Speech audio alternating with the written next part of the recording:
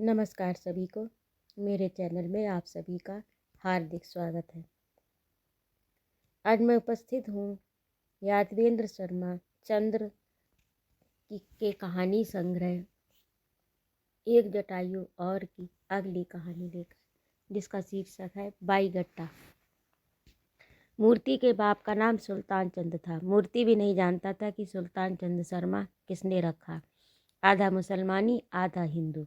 सुल्तान चंद ब्राह्मण था पर काम करता था दर्जी का। कई लोगों के बीच उसकी पहचान बामणिया दर्जी के रूप में थी। वह राजपूत मोहल्ले में रहता था, इसलिए वह घाघरा काचली कुर्ती ओढ़नी बनाने में माहिर था। वह कन्नार तारे और फूल जड़ने की नई नई डिजाइनें निकाला करता था। अत्यंत ही कुशल था अपने हुनर में। यही कारण था कि बड़े बड़े सेठों एवं तत्कालीन राजा की गण गौरव की पोशाकें भी वही बनाता था।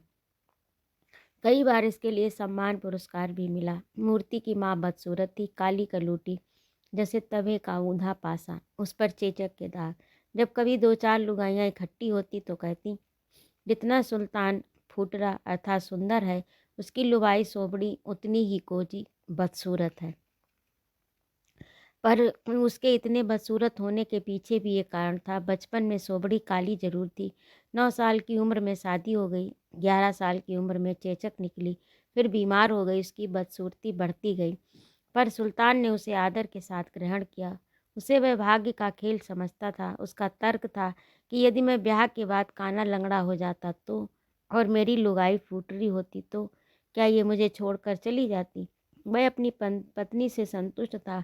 उन दोनों के एकमात्र संतान थी मूर्ति। वैसे सोबड़ी के 13 बच्चे हुए, पर वे मरते गए। तब सोबड़ी और सुल्तान ने देवी आशापुरा की मनौती मांगी। इस बार उसकी संतान जिंदा रही तो वे जात करने पोकरण आएंगे और देवी को चांदी का छत्र चढ़ाएंगे। उनका विश्वास था कि मूर्ति इसीलिए जिंदा है। संयोग की बात देखिए, इस बार मूर्ति जिंदा है, पर सोबड़ी इस लोक को छोड़कर चली गई। सुल्तान को पत्नी विछोह की मर्मांतक पीड़ा सहनी पड़ी। समय बीतता गया। सुल्तान की एक विधवा बहन आ गई थी। वह मूर्ति का पालन पोषण करने लगी। सुल्तान का एक पड़ोसी मोदी था। उसके 6 बेटियां थीं। चूड़ी उतार साल साल भर का फर्क। मूर्ति पूरे समय उनके साथ रहता था। वह जैसे ही समझदार हुआ, उन छोरियों की तरह गहने कपड़े पहनने की जिद करने लगा। वह फ्राक पहनता था, गणगौर पूजता था। रात को जब गणगौर के सामने घूमर नृत्य होता तो वह घाघरा कुर्ती और गहने पहनकर नाचता था। वह छोरियों की तरह बोलता भी था। यह सुल्तान को गवारा नहीं था। वह मूर्ति को बार बार कहता कि वह लड़का है, मगर वह मानता ही नहीं था। कई बार सुल्तान पीट भी देता। जब मूर्ति का अगरिया मार्जा यानी शिक्षक से पार्टी पूजन कराया गया तो उसने इस बात का हट किया कि वह अपनी सहेलियों के साथ पढ़ने जाएगा। पर ऐसा इसलिए नहीं हुआ क्योंकि तब ना तो लड़कियों को पढ़ाने का रिवाज था और ना कोई कन्या पाठशाला ही थी आसपास। आगरिया मार्जा को बड़ी कठिनाई हुई उसे पढ़ाने में, विशेषतः उसकी लड़कियों की तरह बोलने की आदत को सुधारने में। तब वह 8 साल का था। 19 साल के होते होते उसकी बुआ और पिता दोनों का देहांत हो गया। अच्छी बात यह हुई कि वह सरकारी प्रेस में 4थी श्रेणी का कर्मचारी बन गया। उसे भोजन बनाने में बड़ा आनंद आता था। कई बार वह स्त्री के कपड़े पहनकर खाना बनाता था, गीत गुनगुनाता रहता था। वह स्त्री बना हुआ सुंदर लगता था। गोरा रंग, तीखे नाक नक्शे और सुतवा नाक। वह होली पर हेड़ाऊ मेरी की रम्मत में रानी बनता था। उसकी आवाज़ महीन और मधुर थी। लोक नृत्यों में वह माहिर था। हेड़ाऊ मेरी में नृत्य के साथ संवाद बोलने पड़ते थे। यही नहीं, विवाह के गीतों में मूर्ति स्त्रियों के साथ बैठकर गीत गाता। उसे मांगलिक गीत कंठस्थ थे। अनेक बार स्त्रियां उसे अपने दल में इसलिए शामिल नहीं करती क्योंकि वह अकेला मर्द उनके बीच दाल भात में मूसल चंद लगता था। तब मूर्ति स्त्रियों के कपड़े पहन लेता था और उनमें शामिल हो जाता था। मूर्ति के व्यवहार में उच्छृंखलता नहीं थी। वह कभी भी किसी स्त्री से छेड़खानी नहीं करता था। चरित्र के मामले में वह एकदम बेदाग था। वह अपनी नौकरी के प्रति भी अत्यंत गंभीर था। बहुत कम नागा करता था। उसके संगी साथी उसे बाई गट्टा यानी स्त्रैण कहते थे। उसकी चाल ढाल की मजाक उड़ाते थे, पर उसे वह प्रशंसा ही लगती थी। मूर्ति को कई बार उसके कर्मचारी पूछते कि उसे ईश्वर ने मर्द बनाया, फिर वह लुगाइयों की तरह क्यों हरकत करता है। मूर्ति के पास इसका कोई सशक्त शब्दों में सार्थक उत्तर नहीं था। वह मुस्कुराकर कह देता, उसे ये सब अच्छा लगता है। वह सबका प्रिय था क्योंकि वह किसी को हानि नहीं पहुंचाता था। झगड़ालू प्रवृत्ति का तो था ही नहीं, मधुरभाषी और कॉमेडी भी था। कॉमेडी यानी काम करने वाला। अड़ोसी पड़ोसी के मरण मौत एवं शादी ब्याह में वह खूब चढ़ बढ़ कर हिस्सा लेता। गीत नृत्य के किसी भी आयोजन उत्सव को वह कभी नहीं छोड़ता। ऐसे आयोजनों में वह अपनी समूची शक्ति से लग जाता था। राजशाही थी तब राजाओं के भयंकर आतंक और शोषण के बावजूद प्रजा उसे भय के कारण ईश्वर समझती थी। उनके हर आदेश को प्रभु आज्ञा समझा जाता था। निरक्षरता, अज्ञान और आतंक के कारण प्रजा मरणासन्न थी। राजा लोग अंग्रेजों द्वारा सुरक्षा दिए जाने के बाद वैभव विलास में डूब गए थे। फिर भी प्रजा परिषद का निर्माण हो गया था। गांधी की आंधी का असर उन प्रबुद्ध एवं स्वतंत्रता प्रेमियों पर हुआ था। सब राजाओं के यहाँ किसी भी मृत्यु पर किराए की रोने वालियाँ बुलाई जाती थी और गाने वालियाँ भी, जिन्हें गीतारियाँ कहते थे। मूर्ति उनके एक दल के साथ जाता था। लोग उसके गाने की शैली और मधुर स्वर की तारीफ करते थे। कई बार उसे सचमुच स्त्री समझकर लोग कह दिया करते थे, वह पुंगलगढ़ की पद्मिनी लग रही है।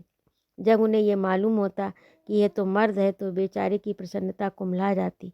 गाने नाचने वालों में वह बहुत लोकप्रिय था, लेकिन था अविवाहित। शादी विवाह भाग्य के साथ साथ प्रयास करने पर तय होते हैं। मूर्ति के लिए प्रयास करने वाला कोई नहीं था। घर या रिश्तेदारों में कम से कम कोई तो ऐसा हो जो लड़की और घराना देखकर रिश्ता तय करे। कहते हैं फिर भी भाग्य के खेल निराले होते हैं।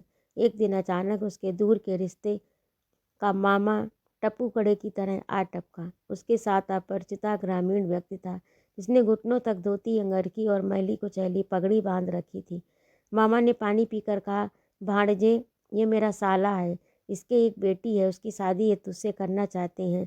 लड़की फूटरी और चोखी है, कामेड़ी भी है, अंगूठा छाप भी नहीं है, कुछ पढ़ लिख भी लेती है, समझदार है, घर गृहस्थी के सारे काम कर लेती है, पर तुझे रीत के 2000 रुपये ने देने होंगे, कारण कि ये बेचारे बहुत गरीब हैं। इनके अन्न से दांत का बैर है। तू मेरा भांजा है, मैं तेरा मामा। मैंने हाँ भर ली है। आखा तीज का बहुत चोखा मुहूर्त है, उसी दिन ब्याह होगा, चट मंगनी पट ब्याह। पर मामा, शादी विवाह में तो बाजे गाजे होते हैं, ढोल ढमाके बजते हैं, नाच गाने होते हैं, और आप। उसका मामा उसे भीतर कमरे में ले गया। उसे समझाते हुए बोला, अरे ना समझता क्यों नहीं, तू ठहरा भाई गट्टा, तुझे तो लोग मर्द से ज़्यादा लुगाई समझते हैं। कहीं इसी चक्कर में कुंवारा रह गया तो मेरी बहन का तो वंश ही मिट जाएगा। इस बार मूर्ति के चेहरे पर रुक्षता आई, कठोरता की परत छा गई। वह अकड़ कर बोला, ओ मामा, मैं कोई बाई गट्टा फाई गट्टा नहीं हूँ, पूरा मर्द हूँ। अरे मुझे स्त्री बनकर नाचने गाने का शौक है, मुझे इनमें आनंद मिलता है। सारे लोग इसका उल्टा ही अर्थ लगाते हैं। पगले लोग अंदर की सच्चाई को नहीं जानते, लोग तो बाहरी सच्चाई को ही समझते हैं। मेरी बात मान ले, लड़की चोखी है, सुन, वापस आकर शादी का जीमण कर लेना, चारों ओर वाह वाह हो जाएगी। मूर्ति भी कई बार सोचता था उसकी शादी हो जानी चाहिए। कई बार उसने प्रयास भी किए, पर उसकी ये हरकतें उसके आड़े आईं। लोगों ने उसे जनखा ही जान लिया। मामा के बार बार समझाने के बाद आखिर वह राजी हो गया। आखा तीज को उसका विवाह हो गया। वह अपनी दुल्हन को लेकर बीकानेर आ गया। उसे अपनी मित्र मंडली और नाते रिश्तेदारों की जीमण करके वाहवाह लूटी। दुल्हन का नाम था इसकी गेहूं रंग की मांसल बदनी पर उसे नगरी संस्कृति का खागा भी नहीं आता था, लेकिन घर गृहस्थी के काम में ठीक थी।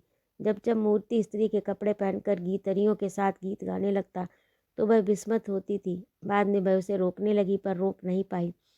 मूर्ति भी उसे पूरी तरह समझाने में असमर्थ रहा। दोनों के बीच तनाव बढ़ता गया। इसकी कतई नहीं चाहती थी कि वह लुगाइयों में बैठे। गणगौर के दिनों में लुगाई बनकर नाचे गाए, होली पर वह लुगाई बनकर अश्लील इशारे करे और हर रम्मत तमाशों में लुगाई बने। साल बीतते बीतते इसकी के पांव भारी हो गए। बस फिर क्या था, वह मूर्ति का जोरदार ढंग से विरोध करने लगी। एक रात उसने कहा, आप कान खोलकर सुनिए, आगे से आप लुगाई की तरह ना तो गीत गाएंगे और ना नाचेंगे। आपको मूछें रखनी होगी। देख इसकी, तुझे मैंने लाख बार कह दिया कि तू मुझे मेरे शौक के लिए नहीं रोकेगी। तुझे इसमें क्या हानि होती है? अड़ोस पड़ोस की लुगाइयाँ मेरा मजाक बनाती हैं, फवतियाँ कसती हैं, पर आप इन बातों को छोड़ क्यों नहीं देते? आप मूछें रख लीजिए, मूछों से आपके चेहरे पर मर्दानगी टपकेगी। तू क्यों हट कर रही है? मैं यदि मूछें रख लूँगा तो मुझे लोग पहचानना बंद कर देंगे। मैं फिर स्त्री का पाठ कैसे करूँगा? उसने अनुनय भरे स्वर में कहा, इसकी तू क्यों हट कर रही है? तुझे इससे क्या तुझे इससे क्या दुख मिलता है? पर एक मर्द होकर लुगाइयों वाले शौक नहीं, मैं अब ऐसा नहीं होने दूंगी। कल मेरे बच्चा होगा, वह अपने बाप को ऐसा करते देखेगा तो क्या समझेगा? बाप के बारे में ऊटपटांग बातें सुनकर वह शर्म से डूब कर मर नहीं जाएगा। आपको मूछें रखनी होंगी और लुगाइयों वाले धंधे बंद।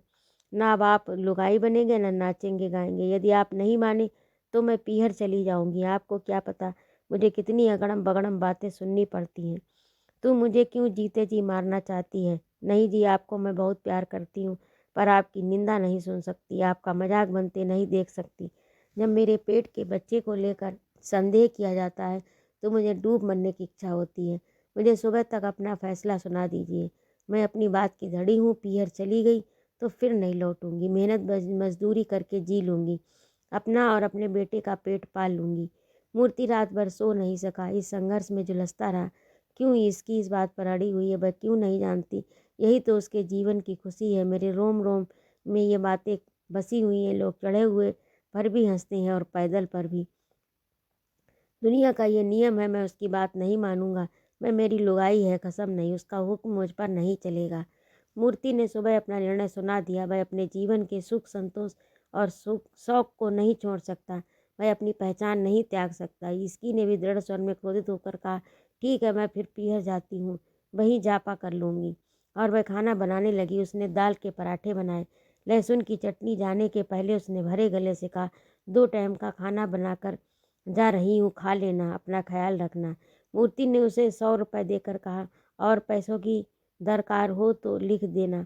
मेरा बेटा बेटी जो भी हो सूचना भिजवा देना। उसका गला अवरुद्ध हो गया। इसकी चली गई, अपनी आँखें पोंछती हुई, जैसे वह ये सब अपने अहम की रक्षा के लिए कर रही हो। यह स्थिति मूर्ति की थी। 2 साल बीत गए। हालांकि मूर्ति ने इसकी की शर्त नहीं मानी, पर उसके जाने के बाद उसके भीतर पतझड़ ही पतझड़ हो गए। किसी भी काम में रुचि नहीं रही। उसने नाचना गाना स्त्री भेद सब कुछ छोड़ दिया। जब उसे ये पता चला कि वह एक बेटे का बाप हो गया तो उस दिन से उसने तय किया कि वह मूछ रखेगा। जैसे ही मूछें दिखने लगी वैसे ही लोग आश्चर्य में डूब गए। उसके सम्मुख प्रश्नों की झड़ी लग गई, पर वह चुप रहा। वैसे ही